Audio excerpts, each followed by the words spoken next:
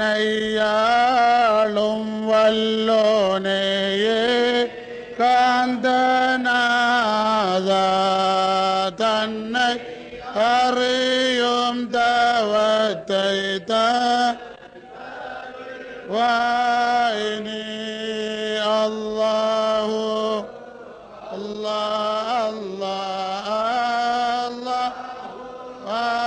அல்லாஹ் சல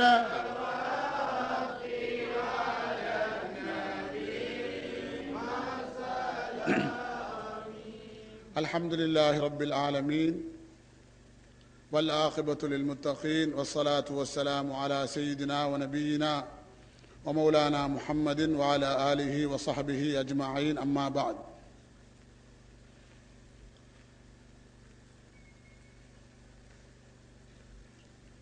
தீனுல் இஸ்லாம் என்ற இந்த சத்திய மார்க்கம் உயிர் பெறுவதற்கு காரணகர்த்தாக்களாக இருந்த சங்கைக்குரிய பத்ர் சஹாபாக்கள் ரலியல்லாஹு அன்ஹும் அவர்களுடைய நினைவாக இங்கே நடாத்தப்பட்டு கொண்டிருக்கக்கூடிய இந்த திருச்சபையிலே கூடியிருக்கின்ற மரியாதைக்குரிய உலமா பெருமக்களே, அல்லாஹு தஆலாவின் நல்லடியார்களே, என் அருமை சகோதரர்களே, தாய்மார்களே, நம் அனைவர்கள் மீதிலும் அல்லாஹு தஆலாவுடைய நல்லருளும் நபியுல்லாஹி ஸல்லல்லாஹு அலைஹி வஸல்லம் அவர்களுடைய துஆ பரக்கத்தும் பத்ர் சஹாபாக்களுடைய ஆசீர்வாதமும் என்றென்றும் உண்டாக வேண்டும் என்று நான் பிரார்த்தனை செய்தவனாக உங்கள் மத்தியில் என் உரையை துவக்கம் செய்கின்றேன். மரியாதைக்குரியவர்களே, சங்கைமிக்க ரமலானுடைய 17வது இந்த இரவில் பத்ர் சஹாபாக்களுடைய நினைவாக நாங்கள் இந்த இடத்திலே கூடியிருக்கின்றோம். பத்ர் சஹாபாக்கள் என்று சொல்லப்படக்கூடியவர்கள் யார்? அவர்களுடைய அகமியங்கள் என்ன என்பதை பற்றி நீங்கள் ஏற்கனவே தெரிந்து வைத்திருக்கிறீர்கள். இருந்த போதினும் நினைவூட்டுவதற்காக நான் சில அம்சங்களை உங்கள் மத்தியிலே எடுத்துச் சொல்லலாம் என்று நினைக்கின்றேன். உங்களுக்கு தெரியும், நபியுல்லாஹி ஸல்லல்லாஹு அலைஹி வஸல்லம் அவர்கள் லா இலாஹ இல்லல்லாஹ் என்ற திருக்கலிமாவுடைய தத்துவத்தை மக்கள் மத்தியிலே போதனை செய்த நேரத்தில் இந்த கலிமாவை பிரகடனம் செய்த ஆரம்ப காலகட்டத்தில் நபியுல்லாஹி ஸல்லல்லாஹு அலைஹி வஸல்லம் அவர்களுடன் 313 சஹாபாக்கள் இருந்தார்கள். நபியுல்லாஹி ஸல்லல்லாஹு அலைஹி வஸல்லம் அவர்களுடைய நாயக தோழர்கள் மிகவும் சொற்பமாக 313 நபர்கள் நபியுல்லாஹி ஸல்லல்லாஹு அலைஹி வஸல்லம் அவர்களோடு இருந்தார்கள். அந்த கட்டத்திலே லா இலாஹ இல்லல்லாஹ் என்ற கொள்கையை எதிர்த்து அந்த கொள்கையை இந்த உலகத்திலே இருந்து ஒழித்து விட வேண்டும் என்று காபிர்கள் மிகவும் முயற்சி செய்தார்கள். முஸ்லிம்களை துன்புறுத்தினார்கள். கலிமா சொன்ன மக்களை அடித்தார்கள், வேதனை செய்தார்கள். இந்த நேரத்திலே அல்லாஹ் சுப்ஹானஹு வ தஆலா ஆரம்ப கட்டத்திலே லக்கும் தீனுக்கும் வலிய தீன் என்று சொல்லியிருந்தான். லக்கும் தீனுக்கும் வலிய தீன், காபிர்களே, உங்கள் மார்க்கம் உங்களுக்கு, எங்கள் மார்க்கம் எங்களுக்கு. உங்கள் மார்க்கத்தை நீங்கள் பின்பற்றுங்கள், எங்கள் மார்க்கத்தை நாங்கள் பின்பற்றுகிறோம் என்று சமாதானமான முறையிலே முஸ்லிம்களை வாழ்ந்து கொள்ளும்படி அல்லாஹ் சுப்ஹானஹு வ தஆலா கட்டளையிட்டிருந்தான்.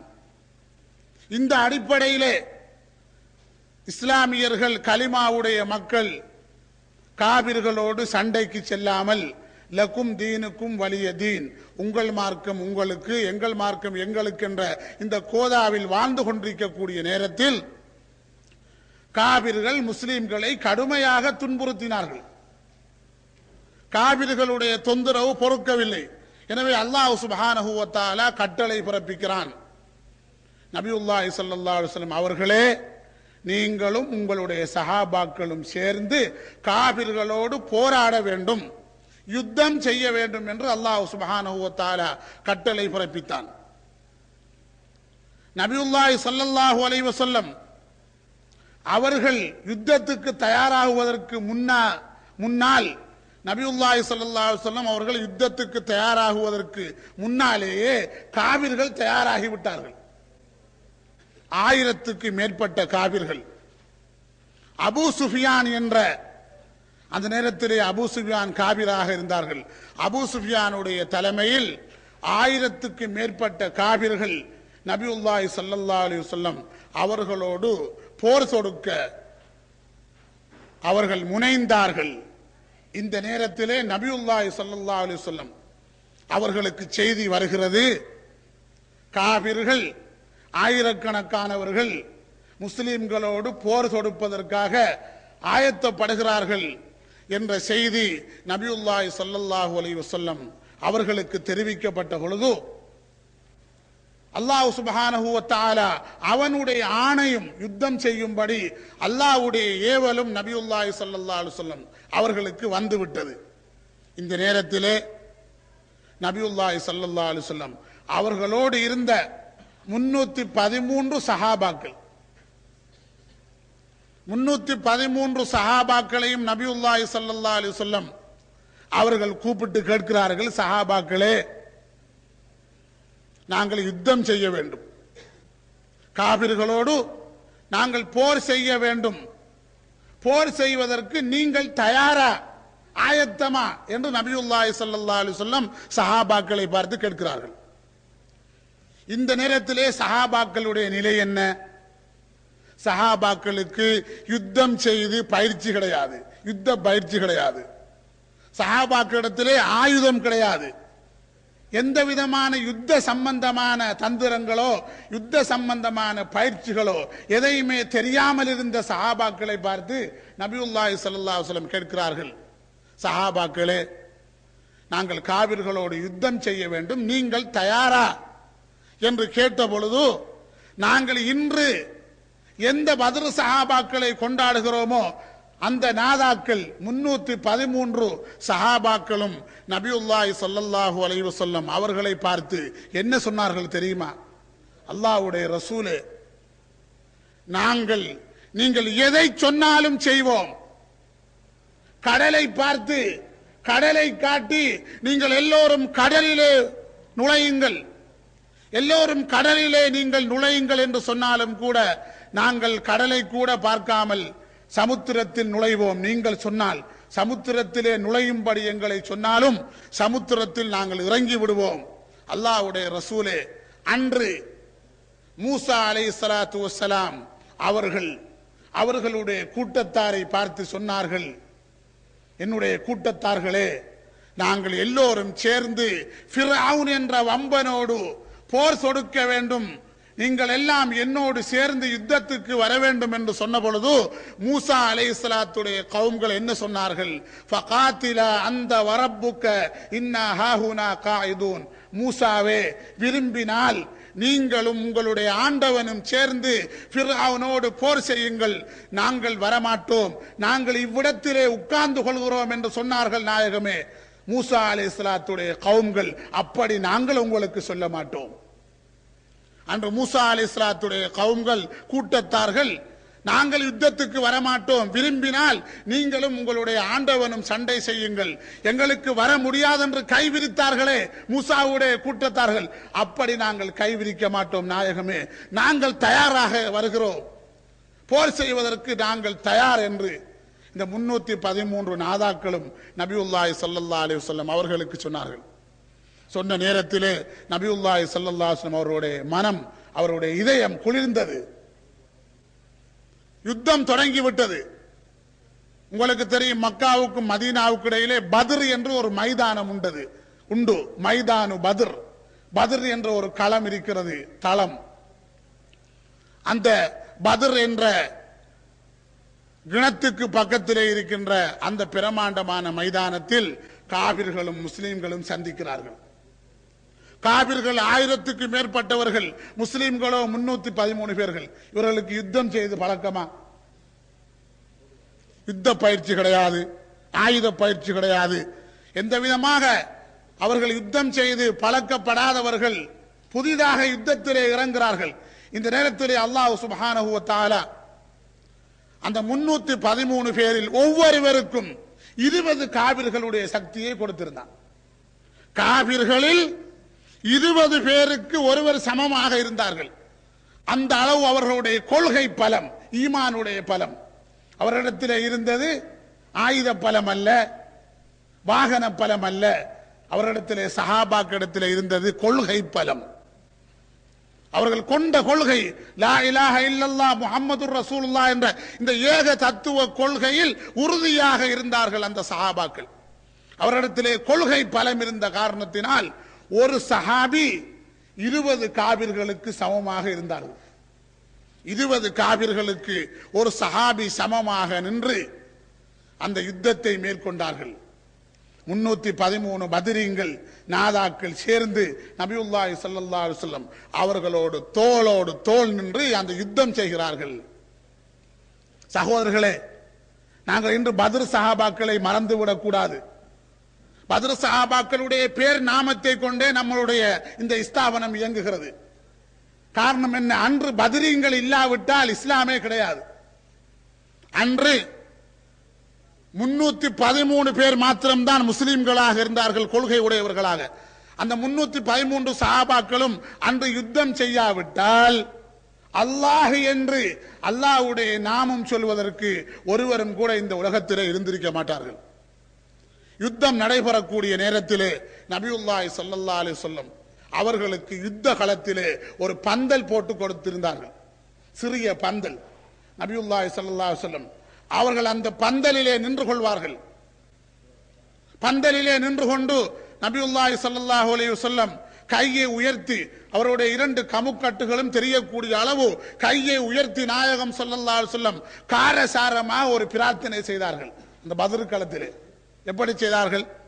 நாயனே, அல்லாஹுவே, உன்னை வணங்கப்பட வேண்டும், அல்லாஹ் என்று உனது நாமம் உச்சரிக்கப்பட வேண்டும் என்ற ஆசை உனக்கு இருந்தால் இந்த யுத்தத்திலே நீ வெற்றியை தர வேண்டும். இந்த யுத்தத்திலே நீ தோல்வியை தந்தால், இந்த யுத்தத்திலே நாங்கள் தோற்று விடுவோமே, ஆனால் உன்னை அல்லாஹ் என்று திக்ரு செய்வதற்கு யாருமே இருக்க மாட்டார்கள். நீ திக்ரு செய்யப்பட வேண்டும் என்றால், அல்லாஹ் என்று உனது நாமம், உனது பேர் நாமம் இந்த உலகத்திலே இனிமேல் உச்சரிக்கப்பட வேண்டும் என்றால் எங்களுக்கு நீ இந்த யுத்தத்திலே வெற்றியை தர வேண்டும் என்று நபியுல்லாஹி ஸல்லல்லாஹு அலைஹி வஸல்லம் காரசாரமாக பிரார்த்தனை செய்த பொழுது நபியுல்லாஹி ஸல்லல்லாஹு அலைஹி வஸல்லம் அவர்களுடைய திருக்கரங்களை அபூபக்கர் சித்திக் ரலியல்லாஹு அன்ஹு அவர்கள் பிடித்து நபியுல்லாஹி ஸல்லல்லாஹு அலைஹி வஸல்லம் அவர்களுக்கு ஆறுதல் சொல்லி நபியுல்லாஹி ஸல்லல்லாஹு அலைஹி வஸல்லம் அவர்களை சமாதானப்படுத்தினார்கள். அந்த யுத்தத்திலே பத்ரீங்கள் கலந்து கொண்டு செய்த, கலிமாவுக்காக செய்த முதலாவது யுத்தம், கொள்கைக்காக செய்த முதலாவது போர். அந்த போரிலே அல்லாஹ் சுப்ஹானஹு வ தஆலா நிறைய வெற்றியை கொடுத்தான், அமோக வெற்றியை முஸ்லிம்களுக்கு கொடுத்தான். 313 பேரில் 13 பேர் மாத்திரம்தான் ஷஹீதானார்கள் யுத்தத்திலே. எல்லோரும் ஷஹீதாகவில்லை. அதாவது கொல்லப்பட்டவர்கள் 313 பேர்களில் இல்லா சலாசத்த அஷர, அதாவது 300 பேர்கள் எந்த விதமான காயங்களும் இல்லாமல் உயிர் தப்பினார்கள். அந்த யுத்தத்தில் 13 நபர்கள் மாத்திரம் ஷஹீதாக்கப்பட்டார்கள். சகோதரர்களே, நாங்கள் கொஞ்சம் சிந்தித்து பார்க்க வேண்டும். சஹாபாக்களிடத்திலே எப்படியான தியாகம் இருந்தது, கொள்கை பலம் இருந்தது. கொள்கைக்காக அவர்கள் எதையும் செய்ய ஆயத்தப்பட்டார்கள். இந்த நிலை நம்மிடத்திலே வர வேண்டும். நம்மிடத்திலே கொள்கையிலே ஒரு பற்று வர வேண்டும். எது வந்தாலும் சரி, எப்படியான பெரிய சக்திகள் நம்மை எதிர்த்தாலும் நாங்கள் கொண்டிருக்கக்கூடிய லா இலாஹ இல்லல்லாஹ் முஹம்மதுர் ரசூலுல்லாஹ் என்ற இந்த கொள்கையிலே, வஹதத்துல் வுஜூதுடைய கொள்கையிலே நாம் ஸ்திரமாக இருக்க வேண்டும். நாம் தளர்ந்து விடக்கூடாது. இந்த பாடத்தை, கொள்கையிலே ஸ்திரமாக ஆணித்தரமாக இருக்க வேண்டும் என்ற பாடத்தை பத்ர் சஹாபாக்களுடைய இந்த சம்பவத்திலே இருந்து நாங்கள் படித்துக் கொள்கின்றோம். மரியாதைக்குரிய சகோதரர்களே, அந்த 313 பத்ர் சஹாபாக்கள் அவர்கள் வஃபாத்தாக இருந்தாலும் கூட அவர்கள் ஆபத்து நேரத்தில் அவர்களை அழைக்கும் பொழுது அவர்கள் நமக்கு வந்து கை தருவார்கள். ஏன் அவர்களுக்கு அவ்வளவு மதிப்பு தெரியுமா? அல்லாஹ் தஆலா திருக்குர்ஆனிலே சொல்லிவிட்டான், யஅமலு மாஷிதும், பத்ர் சஹாபாக்களே நீங்கள் விரும்பியதை செய்யுங்கள். யாருக்கும் அல்லாஹ் அப்படி சொல்லவில்லை. பத்ர் சஹாபாக்களுக்கு அல்லாஹ் தஆலா சொல்லி இருக்கிறான், யஅமலு மாஷிதும். அந்த யுத்தத்திலே கலந்து கொண்ட 313 பேர்களுக்கு மாத்திரம் அல்லாஹ் சொன்னான், யஅமலு மாஷிதும். திருக்குர்ஆனிலே பத்ரீங்களே நீங்கள் விரும்பியதை செய்யலாம் என்று அல்லாஹ் அனுமதி கொடுத்தான். அந்த அளவு அவர்களுக்கு சலுகை. நாயகம் ஸல்லல்லாஹு அலைஹி வஸல்லம் அவர்களுடைய காலத்திலே நாயகம் ஸல்லல்லாஹு அலைஹி வஸல்லம் அவர்கள் பத்ர் சஹாபாக்களிலே பத்ர் யுத்தத்திலே கலந்து கொண்ட அந்த சஹாபாக்களுக்கு முக்கியத்துவம் கொடுத்தார்கள். இன்னஹு கான பத்ரியன் ஸல்லல்லாஹு அலைஹி வஸல்லம் சொல்வார்கள், அவர் பத்ர் யுத்தத்திலே கலந்து கொண்டவர் என்று சொல்வார்கள். இந்த பத்ர் யுத்தத்திலே கலந்து கொண்டவர்களுக்கு நாயகம் ஸல்லல்லாஹு அலைஹி வஸல்லம் தனி சலுகை கொடுத்தார்கள். அவர்களை மதித்தார்கள் நாயகம் ஸல்லல்லாஹு அலைஹி வஸல்லம். காரணம் என்ன? அந்த பத்ரீங்கள் செய்த சேவையை போல இந்த உலகத்திலே யாரும் செய்யவில்லை. இந்த லா இலாஹ இல்லல்லாஹ் முஹம்மதுர் ரசூலுல்லாஹ் என்ற கொள்கை இது இந்த உலகத்திலே உயர்வதற்கு, இந்த கொள்கை நிலையாகுவதற்கு யார் காரணகர்த்தாக்களாக இருந்தார்கள்? அந்த நாதாக்கள். அந்த 313 நாதாக்களும் கொள்கையை முக்கியமாக கொண்டு கொள்கையிலே ஸ்திரமாக இருந்து அன்று யுத்தம் செய்யவில்லை என்றால் நாங்கள் இன்று கலிமாவை வழங்கி இருக்க மாட்டோம், நாங்கள் முஸ்லிம்களாக இருந்திருக்க மாட்டோம். ஆகவே இந்த தீனுல் இஸ்லாம் உயிர் பெறுவதற்கு முக்கிய காரணகர்த்தாக்களாக இருந்தவர்கள் பத்ரீங்கள். ஆகவே அவர்களை நாங்கள் மதிக்கின்றோம். பத்ர் சஹாபாக்களுக்கு அல்லாஹ் சுப்ஹானஹு வ தஆலா மிகவும் அந்தஸ்தை கொடுத்திருக்கிறார். யாருக்குமே கொடுக்காத அந்தஸ்து. எந்த அளவு என்று சொன்னால், இன்று கியாம நாள் வரை, இந்த உலக முடிவு நாள் வரை, நாங்கள் ஒரு கஷ்ட நேரத்தில் எங்களுக்கு ஒரு ஆபத்து வரும் பொழுது, கஷ்டம் வரும் பொழுது, யா அஸ்ஹாபல் பத்ர், பத்ரீங்களே என்று கூவி அழைத்தால் அவர்கள் நம்மை இரட்சித்து பாதுகாப்பார்கள். அப்படியான சக்தி பத்ர் சஹாபாக்களுக்கு கியாம நாள் வரை அல்லாஹ் தஆலா கொடுத்திருக்கிறான். அவர்களை கூப்பிடலாம். அவருடைய 313 நாமங்களுக்கும் பெரிய மதிப்புண்டு. அவருடைய நாமங்கள், பத்ர் சஹாபாக்களுடைய 313 நாமங்களையும் எழுதி ஒரு பேப்பரிலே எழுதி வீட்டிலே வைத்திருந்தால் வீட்டிலே எந்த விதமான ஆபத்துகளும் வராது, கஷ்டத்திலே இருந்து பாதுகாக்கப்படுவோம். அப்படியான அந்தஸ்தை அல்லாஹ் சுப்ஹானஹு வ தஆலா அந்த பத்ர் சஹாபாக்களுக்கு கொடுத்திருக்கிறான்.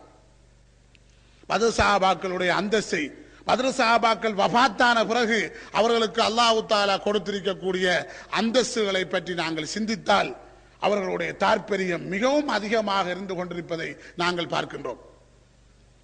இப்னு ஹஜருல் அஸ்கலானி, இமாமுனா இப்னு ஹஜர் என்று சொல்லப்படக்கூடிய இமாம் இப்னு ஹஜர் இமாம் சொல்கிறார்கள், ஒரு வரலாற்றை சொல்கிறார்கள், பத்ரீங்களுடைய அந்தஸ்தை சொல்லக்கூடிய ஒரு வரலாறு.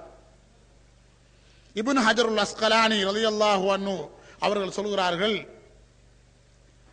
ஒரு ஊரிலே ஒரு கொடிய அரசன் இருந்தான், கொடுமைப்படுத்தக்கூடிய அரசன், குடிமக்களை கொடுமை செய்யக்கூடிய ஒரு சர்வாதிகாரி அரசன் இருந்தான். அந்த சர்வாதிகாரி அரசனுக்கு ஒரு மகன் இருந்தான். அந்த மகனும் சர்வாதிகாரியாக இருந்தான். தன்னுடைய அரசன், தன்னுடைய தகப்பன் அரசனாக இருப்பதை வைத்து அந்த கொடுங்கோல் அரசனுடைய மகன் தான் விரும்பியவற்றை எல்லாம் செய்தான், குடிமக்களை கொடுமைப்படுத்தினான்.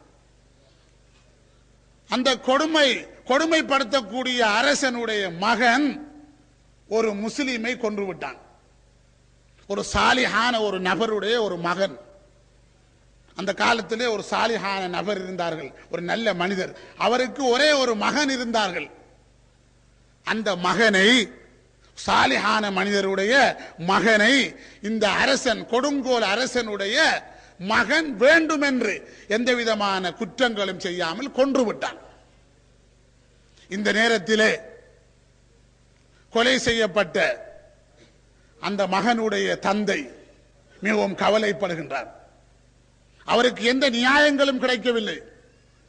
அவர் நீதிமன்றத்திலே வழக்கு போடுகிறார். வழக்கிலே அவருக்கு தோல்வி கிடைத்தது. காரணம் என்ன? அரசனுடைய மகன் கொண்ட காரணத்தினால் அதற்கு நீதி கேட்க முடியவில்லை. ஏன்? அவன் அரசனுடைய மகன் அல்லவா.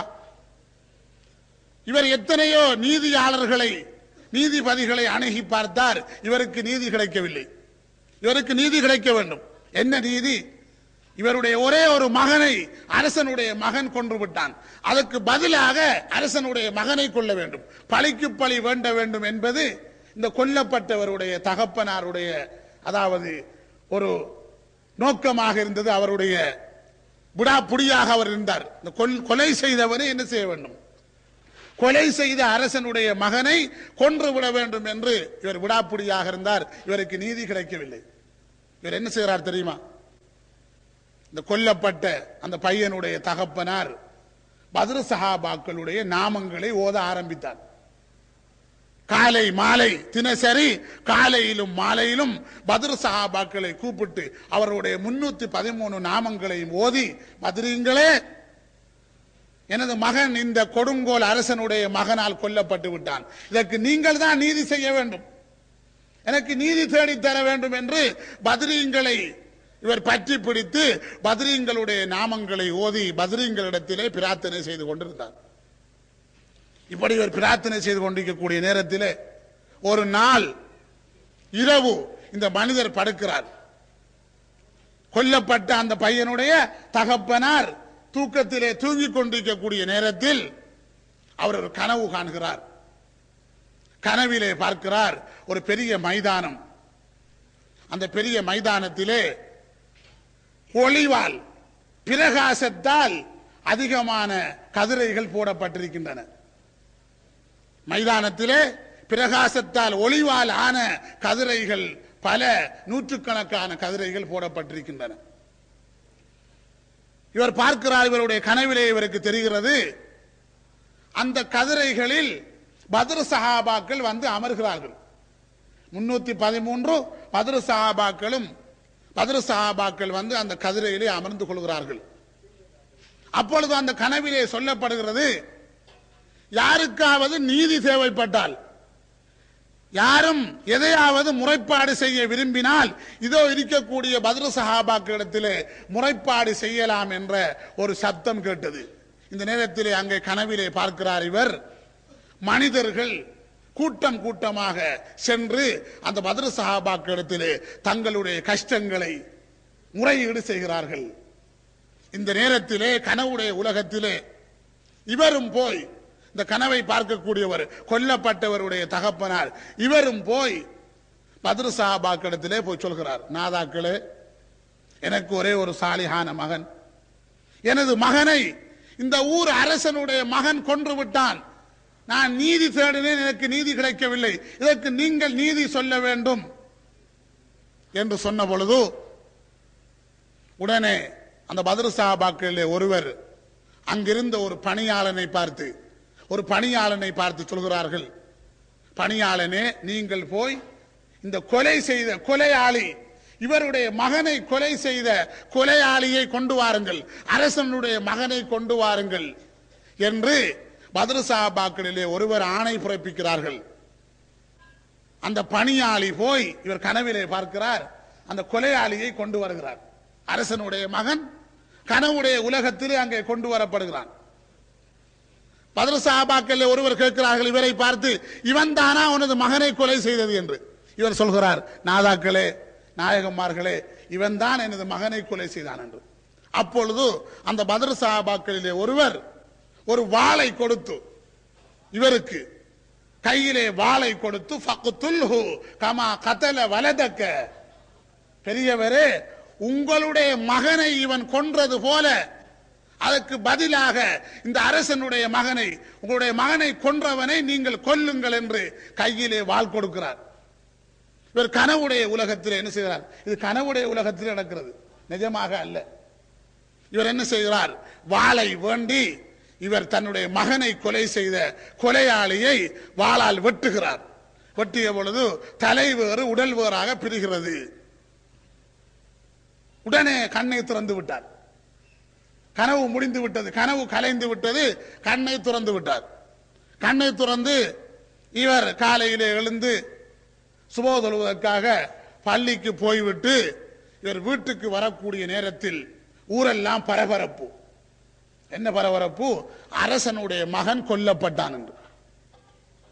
அரசனுடைய மகன் இரவு அழகாக தூங்கியவன் படுக்கையிலே கட்டிலே வைத்து யாரோ இனம் தெரியாத நபரால் கொல்லப்பட்டான், அவனுடைய கழுத்து வேறு உடல் வேறாகிவிட்டது என்ற செய்தி அங்கே இவருக்கு தெரிவிக்கப்படுகிறது. சகோதரர்களை பாருங்கள், கனவிலே நடந்த இந்த விஷயம் அங்கே நிஜமாக்கப்படுகிறது. இவர் கனவுடைய உலகத்தில் தான் கொலை செய்தார், ஆனால் அங்கே நிஜமாக்கப்படுகிறது. அதே போன்ற எத்தனையோ சம்பவங்கள் இருக்கின்றன. பத்ர் சஹாபாக்களை நாங்கள் பிடித்தால் ஆபத்து நேரத்தில் நாங்கள் அந்த மகான்களை பிடித்து எங்களுடைய தேவைகளை கேட்டால், எங்களுடைய கஷ்டங்களை முறையிட்டால் அவர்கள் என்ன செய்வார்கள்? நம்முடைய கஷ்டங்களை போக்குவார்கள். அதே போன்று இன்னும் ஒரு வரலாறு உண்டு. கப்பலிலே பிரயாணம் செய்கிறார்கள் ஒரு கூட்டத்தார் கப்பலிலே பிரயாணம் செய்யக்கூடிய நேரத்தில் நடுக்கடலிலே வைத்து பயங்கரமான சூறாவளி காத்தடிக்கிறது. கப்பல் என்ன செய்யப்படுகிறது?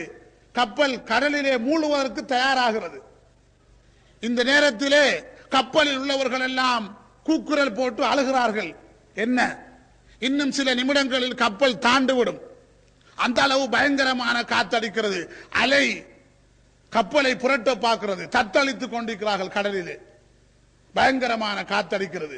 இந்த நேரத்திலே கப்பல் தாண்டு விடுவோம் என்று பயந்து எல்லோரும் கப்பலிலே உள்ளவர்கள் எல்லாம் கத்திக் கொண்டிருக்கக்கூடிய நேரத்தில் அங்க ஒரு ஆள் தூங்கிட்டு இருக்காரு. கப்பல்ல நல்லா அசந்து தூங்குறாரு. தூங்கக்கூடிய நேரமா கப்பல் தாழ போகிறது, பயங்கரமாக காத்தடிக்கிறது, அலை கப்பலை கிளப்புகிறது. எல்லோரும் கூக்குரல் போட்டு தங்களுடைய உயிருக்கு ஆபத்தான நிலையிலே ஊசலாடி கொண்டிருக்கக்கூடிய நேரத்திலே, அழுது கொண்டிருக்கக்கூடிய நேரத்தில் ஒரு ஆள் மாத்திரம் நல்லா அல்ஹம்துலில்லாஹ்னு படுத்துட்டு இருக்காரு, நல்லா தூங்குறாரு. அப்ப அந்த கப்பல்ல பிரயாணம் செஞ்ச ஒரு ஆள் போய் பார்க்காரு, இவரை நல்லா தூங்கிட்டு இருக்காரு, என்ன இந்த மனுஷன் இந்த நேரத்தில் தூங்குறாரு நல்லா என்று சொல்லி இவருக்கு கோபம் வந்து காலால் அடிச்சார். அவங்களுக்கு பெரிய வலியுல்லா, அவங்களுக்கு காலால் அடிச்சோன்னு அவங்க பிஸ்மில்லாஹில்லதி லா யதுர்ரு மாஸ்மி ஷைஉன் ஃபில் அர்தி வலா ஃபிஸ் ஸமாஇ வஹுவ ஸமீஉல் அலீம் என்று சொல்லி கொண்டு கண்ணை திறந்துட்டு கேட்கறாங்க, என்ன வாப்பா அடிச்சிங்க? என்ன வாப்பா பாத்தீங்களா நிலைமைய? பயங்கரமா காத்தடிக்குது. இப்ப என்ன அலை கிளப்ப பாக்குது கப்பலை. கப்பல் தாழக்கூடிய, கப்பல் தாண்டு விடக்கூடிய, மூழ்கி விடக்கூடிய, உயிருக்கு ஊசலாடக்கூடிய நிலையில நாங்கள்லாம் இருக்கிறோம். நீங்க அழகா படுக்கிறீங்களே, இதை பாத்தீங்களா? அவங்க சொன்னாங்க, நீங்க பயப்பட வேணான்னு சொல்லி என்ன செய்றாங்க தெரியுமா? அவங்களோட ஷேப்பில் இருந்து ஒரு பேப்பரை கொடுத்தாங்களாம். இது பத்ர் சஹாபாக்களுடைய பெயர்கள். பத்ர் சஹாபாக்களுடைய 313 நாமங்களும் எழுதப்பட்ட அந்த பேப்பரை கொடுத்து சொன்னாங்க, இதை நீங்க கப்பலுடைய முகடிக்க, கப்பலுடைய முகப்பு, கப்பலுடைய முகப்பில் இந்த பேப்பரை நீங்கள் ஒட்டி விடுங்கள், எல்லாம் சரியாகிவிடும் என்று அந்த பெரிய மனிதர் சொன்னார்கள். அந்த பேப்பரை கொண்டு என்ன செஞ்சாங்க? கப்பல் முகப்பில அந்த பேப்பரை, பத்ர் சஹாபாக்களுடைய நாமங்கள் எழுதிய பேப்பரை ஒட்டின உடனே சுப்ஹானல்லாஹ் அங்க பார்க்கிறார்கள், பத்ரீங்கள் கப்பலை பிடிச்சி இழுக்காங்க. அங்க பார்த்தால் கடல்ல தத்தளிக்கக்கூடிய இந்த கப்பல் தாண்டு விடாமல் பல நூற்றுக்கணக்கானவர்கள் இந்த கப்பலை அப்படியே இழுத்து கொண்டு போய் கரையிலே சேர்த்தார்கள். யார் சேர்த்தார்கள்? இந்த பத்ரீங்கள். ஆகவே நாம் என்ன செய்யணும்? கஷ்ட நேரத்தில் இந்த மகான்களை கூப்பிடணும். இவங்க என்ன செய்வாங்க? நம்மளை இகாதத்து இறைச்சித்து காப்பாற்றக்கூடிய சக்தியை அல்லாஹ் சுப்ஹானஹு வ தஆலா அவங்களுக்கு கொடுத்திருக்கிறான். ஆகவே நாங்கள் நம்முடைய இந்த ஸ்தாபனத்துக்கு பேரே பத்ரியா ஸ்தாபனம், பத்ரியா ஜும்மா மஸ்ஜித். காரணம் என்ன? அன்று பத்ர் சஹாபாக்கள் இல்லாவிட்டால் தீனே கிடையாது. அதை போல இன்று இந்த பத்ர் தளத்திலே உள்ள நாங்கள் இல்லாவிட்டால் நம்ம ஊர்ல சுன்னத் ஜமாத்தே கிடையாது. குஃபுர் வந்துவிடும். குஃபுர் வராமல், ஷிர்க் வராமல் இந்த ஊரிலே நபியுல்லாஹி ஸல்லல்லாஹு அலைஹி வஸல்லம் எந்த தௌஹீதை சொன்னார்களோ அந்த தௌஹீதை கியாம நாள் வரைக்கும் இந்த பத்ரியா தளத்திலே நாங்கள் சொல்லிக்கொண்டே இருப்போம். ஆகவே அன்று பத்ர் சஹாபாக்கள் இல்லாவிட்டால் தீனே இல்லாமல் விடக்கூடிய சூழல் இருந்தது போல இன்று இந்த பத்ரியா தளம் இந்த காத்தாங்குடியில் இல்லாவிட்டால் அகில உலகத்திலுமே களிமா இருக்காது. ஹிக்மத்தை பாருங்கள். அவன் இந்த தளத்துக்கு பத்ரியா என்று பெயரை வைக்கக்கூடிய ஒரு அதாவது உதிப்பை எங்களுடைய உஸ்தாதுனா அப்துல் ஜவாத் வலியுல்லா நாயகத்துடைய உள்ளத்திலே கொடுத்தான். இந்த பள்ளிக்கு பத்ரியா என்று பெயர் வைக்கக்கூடிய அந்த தத்துவத்தை அல்லாஹ் தஆலா அந்த உதிப்பை ஏன் கொடுத்தான் என்பதை சிந்திக்கும் பொழுது எங்களுக்கு தெளிவாக புரிகிறது. அதாவது கியாம நாள் வரைக்கும் இந்த தீனுல் இஸ்லாத்துடைய உண்மையான கொள்கை லா இலாஹ இல்லல்லாஹ் முஹம்மதுர் ரசூலுல்லாஹ் என்ற வஹதத்துல் வுஜூதுடைய வுஜூது ஒன்றென்ற கொள்கையை கியாமம் வரை சொல்லிக் கொண்டிருக்கக்கூடிய ஒரு தளமாக அல்லாஹ் தஆலா இந்த பத்ரீங்களுடைய தளத்தை ஆக்கியிருக்கிறான். உங்களுக்கு தெரியும், பத்ரீங்கள் இந்த பள்ளியை பாதுகாத்தாங்க கஷ்ட நேரத்தில். இந்த பள்ளியை பத்ரீங்கள் எத்தனையோ கட்டத்திலே பத்ரீங்கள் பாதுகாத்திருக்கிறார்கள். அது ஈமானுடையவர்களுக்கு அகக்கண் திறந்தவர்களுக்கு தெரியும். ஆகவே என்றென்றும் பத்ர் சஹாபாக்களுடைய உதவி நமக்கு இருந்து கொண்டிருக்கின்றது. ஆகவேதான் இன்று நாங்கள் அந்த நாதாக்களுடைய பேர் நாமமாக இங்கே நாங்கள் அவருடைய நாமங்களை ஓதினோம். அர்ஹமுர் ராஹிமீனான நாயனே, எங்களுடைய நாதாக்களாகிய பத்ர் சஹாபாக்களுடைய பொருட்டினால் எங்களுடைய பாவங்களை மன்னித்தருள்வாயாக. ஆபத்து நேரத்தில் அந்த மகான்களை கொண்டு எங்களுக்கு உதவி செய்வாயாக. யா சஹாபல் பத்ர் அகீதுனா, பத்ர் சஹாபாக்களே எங்களுடைய கரங்களை பிடிப்பீர்களாக. பத்ர் சஹாபாக்களே எங்களுக்கு உதவி செய்வீர்களாக. பத்ர் சஹாபாக்களே எங்களை இறைச்சித்து பாதுகாப்பீர்களாக. ஸல்லல்லாஹு வஸல்லம் அலா சய்யிதினா முஹம்மதின் வ அலா ஆலிஹி வ ஸஹ்பிஹி அஜ்மஈன் வல்ஹம்துலில்லாஹி ரப்பில் ஆலமீன்.